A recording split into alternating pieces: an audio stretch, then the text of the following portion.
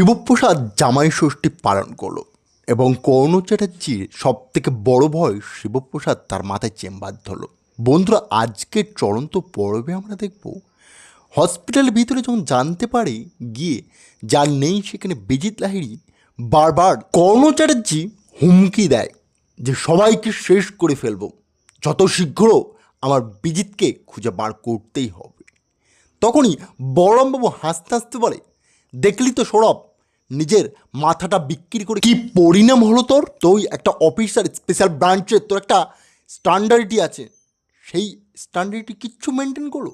Direct কর্ণ এসে তোর কলার ধরলো, একটা অফিসারের কলার, তা অন ডিউটি অবস্থায়, যে ক্রিমিনালের নামে এখনও কেস চলছে, সে কিভাবে করে। তখনই কর্ণর এসে হুমকি দেয় বলরামবাবুকে। বলরাম বলে, আমি সৌরভ নয়, আপনি ভুল করছেন, আমি আপনাকে ছেড়ে কথা বলবো না, তাই নিজের লিমিটটা ক্রস করবেন না। আমি কিন্তু একবার ভাববো না আপনি কে।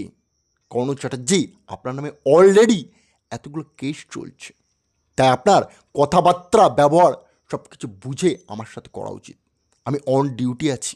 তখনই বলরাম বেশ রেগে ব্যবহার করতে থাকে আর সৌরভকে বলে, তুই কতটা নিচে নেমে গেছিস, একবার ভেবে দেখিস, তোর মান সম্মান সব কিছু আজ হারিয়ে গিয়েছে।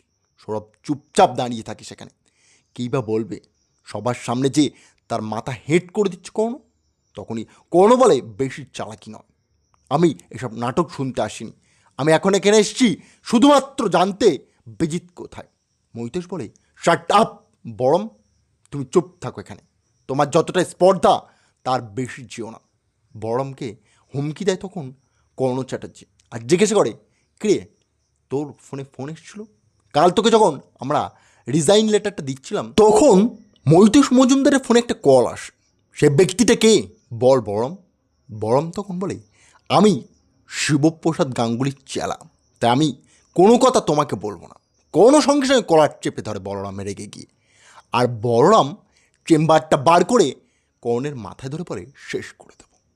অপরদিকে আমরা দেখব শিবপ্রসাদ গাঙ্গুলি তুলে নিয়ে আসে বিজিতকে নন্দার বাড়িতে, সেই গ্রামে যেখানে তার বোনের শেষ নিঃশ্বাস ত্যাগ করেছিল, সেই কবরের পাশে যেখানে তার বোনকে শেষ বারের মতো দেখা গিয়েছিল। তখনই নন্দা বলে, আপনি কে, আর এখানেই বা বিজিতকে কেন নিয়ে আসলেন, আপনি ঠিক কী করতে চাইছে একটু বলবেন। তখনই শিবপ্রসাদ গাঙ্গুলি বলে, আমি সব উত্তর আপনাকে দেব, কিন্তু একটা কথা বলবেন, আপনি কি দায়িত্ব রাখতে পারবেন। তখনই রাজি হয়ে যায় নন্দা আর ফোন করে সঙ্গে সঙ্গে শিবপ্রসাদ বলরাম বাবুকে। বলরামের হাতে ফোন থেকে প্রশ্ন করে, কোনো কিরে, ফোনটা তোল, কে ফোন করেছে দেখ। তখনই বুঝতে পারে বলরাম যে এটা তার বন্ধুর কল, সে ফোনটা তুলতে বারণ করে দেয় আর বলে, আমি তুলবো না।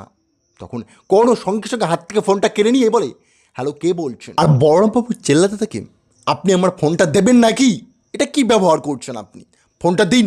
সঙ্গে সঙ্গে শিবপ্রসাদ সবটা শুনতে পেয়ে যায়। সে বলে, আপনার ব্যাংকের KYC আপডেট করতে হবে, তাই শীঘ্র কাজটা সম্পূর্ণ করে দিন। কোনো বলে, আচ্ছা, এটা তাহলে ব্যাংকের কল ছিল। তখনই ফোনটা পুড়ে দেয় বলরামের পকেটে আর বলে, ব্যাংকের কল ছিল এটা। বলরাম হাসতে হাসতে বলে, ভগবান সুযোগ সবাইকেই দেয়, আর আপনার মৃত্যুর সুযোগ দিয়ে দিয়েছে, এবার আপনাকে মরতে হবে, এবার কেউ বাঁচাতে পারবে না। তখনই হাসতে হাসতে তার ছেলে বলে, কি, কে মরবে, কোনো দিনও নয়, কর্ণ চ্যাটার্জিকে মারতে পারবে এই দুনিয়ায় এখনও কেউ তৈরি হয়নি। অপরদিকে আমরা দেখব শিবপ্রসাদ গাঙ্গুলি সঙ্গে সঙ্গে নিজের ওয়াইফের কাছে ফোন করা বলে, রেডি করো জামাই ষষ্ঠীর বরণ ডালা, জামাই ষষ্ঠী দেবো আমরা এবার বিজিতকে। বিজিতকে তো কেউ ভালোবেসে জামাই ষষ্ঠী দেয় না, তাই এবার ওই দায়িত্বটা আমি আর তুমি পালন করব। তখনই টোটিনি বলে, কি বলছো কি।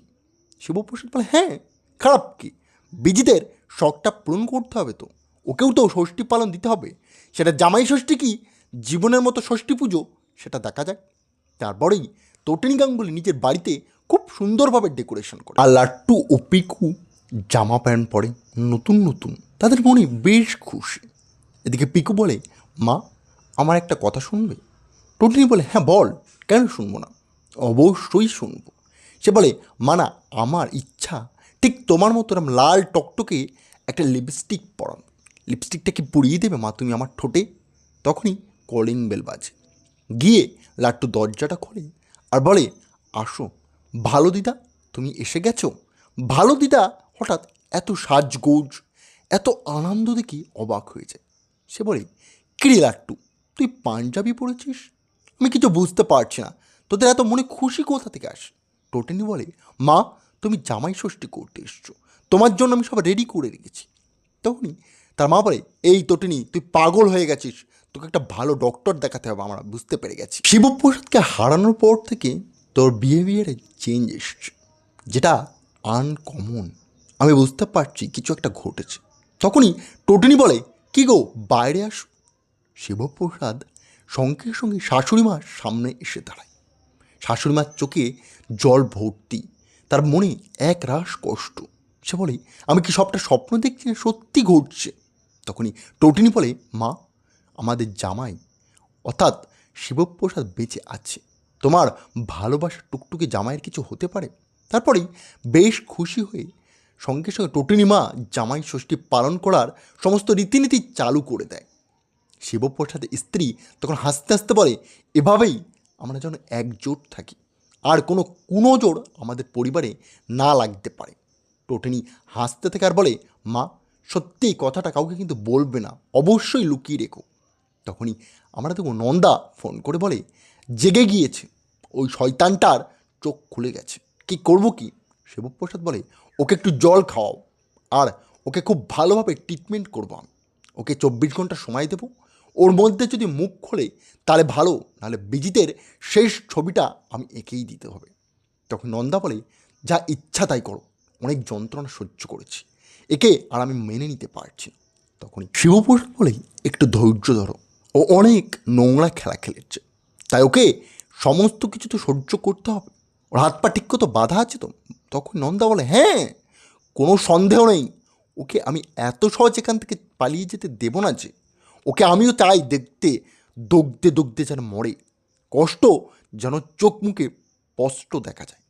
তখনই এক গ্লাস জল দেয় শিবপ্রসাদের ইশারায় নন্দা, আর বলে, আপনার জন্য একটা কথা বলার লোক আছে, শুনবেন তার গলা?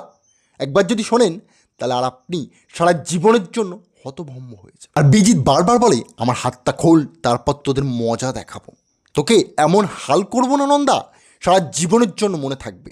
তখন নন্দা বলে, ঠিক আছে ঠিক আছে, এত ভয় দেখি লাভ নেই, ফোনে কথা বলো, তারপরেই তো বুঝবে আসল খেলা। তখন বিজিৎ লাহিড়ী বলে, কে কে আপনি, আমাকে কেন বারবার ফোন করছেন? তখনই সে বলে, আমি শিবপ্রসাদ গাঙ্গুলি, বলে ফোনটা রেখে যায়। আর এদিকে টোটেনি জড়িয়ে ধরে বলে, সবটা ঠিক করতে হবে।